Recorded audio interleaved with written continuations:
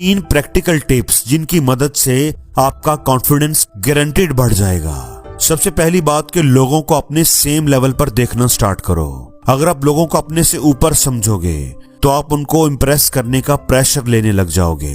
इसलिए जब भी आप किसी से बात करो तो ये जहन में रखो कि आप में और किसी दूसरे इंसान में कोई इतना खास फर्क नहीं है। आखिर को दोनों इंसान ही तो हैं। नंबर 2, रिसेंट स्टडीज में ये पाया गया है कि आपकी बॉडी लैंग्वेज और आपका पोस्चर आपके मूड और कॉन्फिडेंस को इम्पैक्ट करता है। यानी सिर्फ अपने पोस्चर को फिक्स करने से आप अपनी मेंटल स्टेट को बदल सकते हैं। इसलिए हमेशा खुद एतमाद बॉडी लैंग्वेज को अपनाएं।